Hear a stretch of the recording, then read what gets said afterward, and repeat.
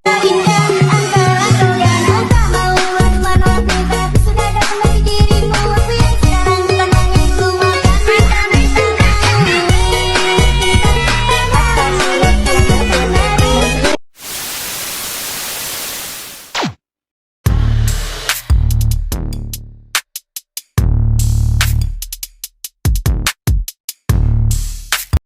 Assalamualaikum warahmatullahi wabarakatuh. Perkenalkan, nama saya Nurul Maulidah dengan NIM 124100132. Di sini saya akan membahas tentang 6 materi.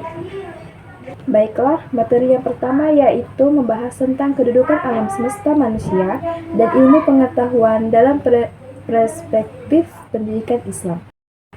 Jadi, materi ini menjelaskan bahwa dalam pendidikan Islam, alam semesta merupakan tanda kekuasaan Allah yang harus dipelajari.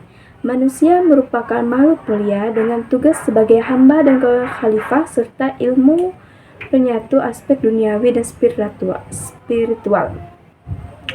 Pendidikan Islam harus mengintegrasikan wahyu dan akal untuk membentuk pribadi yang cerdas, berakhlak dan beriman.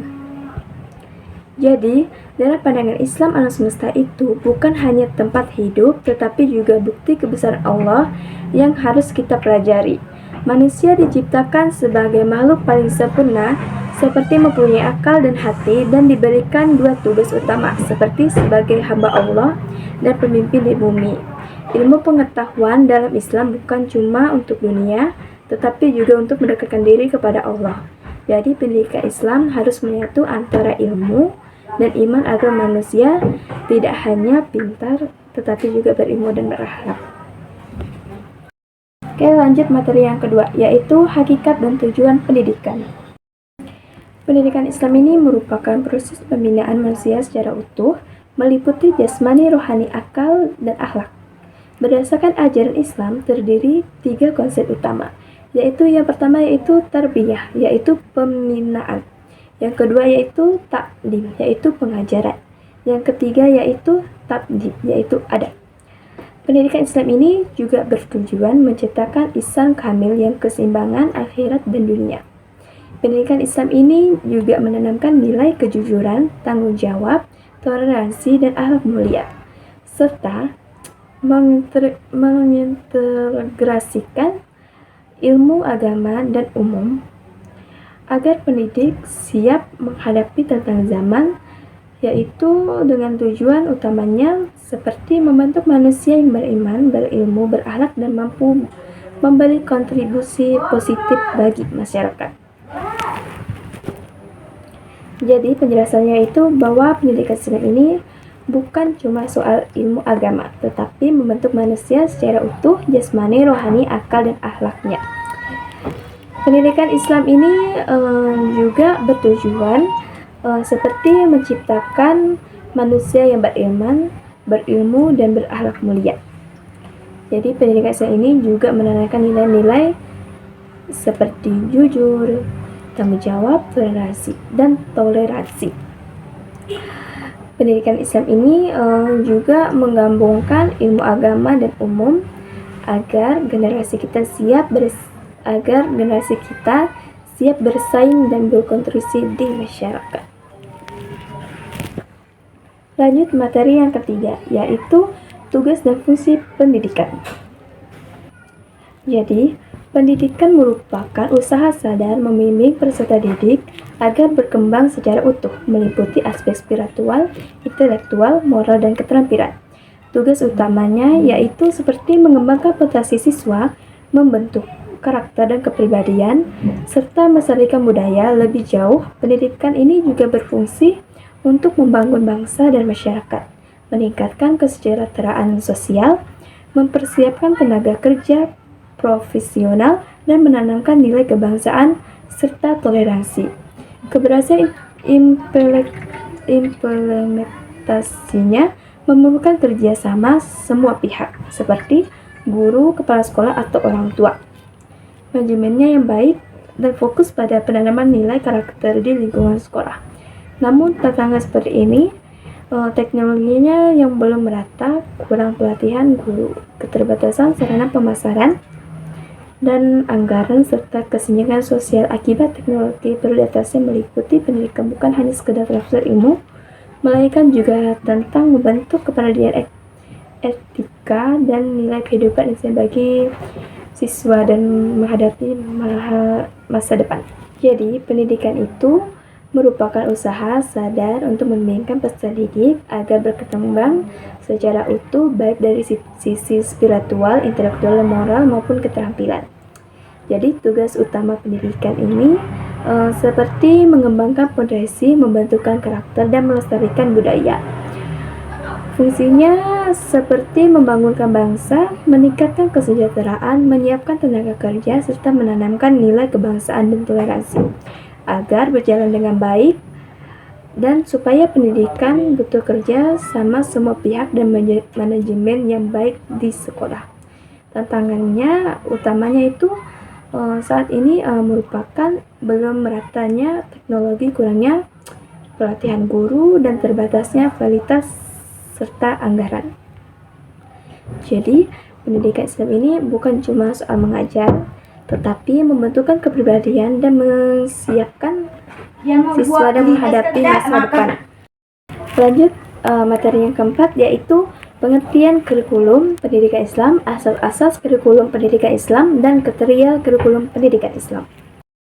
Baik, materi ini membahas tentang pentingnya kurikulum dalam pendidikan Islam sebagai pedoman untuk mencapai tujuan pendidikan seperti membentukkan manusia yang beriman dan berilmu dan berakhlak mulia. Kurikulum ini dirancang berdasarkan asas-asas filosofis, sosiologis, dan psikologis, serta prinsip-prinsip yang bersumber dari ilmu, pengetahuan, dan nilai-nilai masyarakat. Fungsi utamanya merupakan sebagai panduan pembelajaran, sarana penyesuaian siswa dengan lingkungan, dan persiapan untuk masa depan. Kurikulum pendidikan Islam mencakup beberapa aspek seperti ketuhanan, akal, fisik, kejiwaan, dan sosial, dan estetika. Karakteristiknya menekankan nilai-nilai seperti tauhid, akhlak, keseimbangan dunia, akhirat, serta integrasi antara ilmu agama dan umum. Jadi, materi ini menegaskan bahwa kurikulum pendidikan Islam ini harus terus dikembangkan secara menyeluruh dan sesuai dengan nilai-nilai Islam agar dapat menghasilkan generasi yang cerdas dan berakhlak. Baik, kita lanjut ke materi yang kelima. Materi kelima yaitu pengertian dan hakikat alat-alat pendidikan serta hakikat evaluasi pendidikan. Jadi, materi ini menegaskan bahwa alat pendidikan evaluasi merupakan komponen kunci dalam mencapai tujuan pendidikan yang efektif. Alat pendidik, baik fisik seperti media pembelajaran maupun non-fisik seperti suasana belajar yang kondusif, berperan penting dalam menjelaskan materi, menarik perhatian siswa, dan meningkatkan motivasi serta hasil belajar. Dalam konteks pendidikan Islam, nilai-nilai seperti wibawa guru dan penilaian reward atau hukuman juga menjadi bagian penting dari alat pendidikan. Sementara itu, evaluasi juga berfungsi untuk menilaikan sejauh mana pencapaian tujuan pendidik melalui pendekatan yang mencakup aspek kognitif, afektif, dan psikomotorik. Agar proses evaluasi benar-benar bermakna, ia harus dilakukan secara objektif, adil, berkelanjutan, dan terbuka. Dengan perencanaan dan penerapan yang tepat, alat pendidikan dan evaluasi akan saling melengkapi demi keberhasilan proses pembelajaran secara menyeluruh. Jadi, maksudnya seperti bahwa alat pendidikan evaluasi ini merupakan dua unsur penting dalam proses pembelajar dan mengajar. Alat pendidikan ini baik fisik seperti buku dan papan tulis maupun non-fisik seperti suasana belajar, membantu menjelaskan materi dan motivasi siswa dalam pendidikan Islam. Alat ini juga mencakup wibawa guru dan pemberian atau hukuman sementara itu. Evaluasi juga digunakan untuk menilai pencapaian belajar siswa dalam aspek pencapaian belajar siswa seperti aspek pengetahuan, sikap, dan keterampilan. Evaluasi harus dilakukan secara objektif, adil, dan berkelanjutan. Jika keduanya diterapkan dengan tepat, proses pendidikan akan menjadi efektif dengan mencapai tujuannya. Lanjut materi yang keenam, yaitu pengertian dan hakikat pendidik dan pengertian dan hakikat peserta didik. Materi ini menegaskan bahwa pendidikan dalam Islam ini dipandang sebagai sarana untuk mendekatkan diri kepada Allah dengan mencapai kebijaksanaan dan membentuk masyarakat yang adil dan bermoral. Pendidikan ini merupakan sosok yang bertanggung jawab membimbing perkembangan peserta didik secara jasmani dan rohani. Ia juga harus memiliki ilmu, akhlak, dan kesabaran dan menjadi teladan dalam Islam. Pendidikan bisa berupa orang tua dan guru.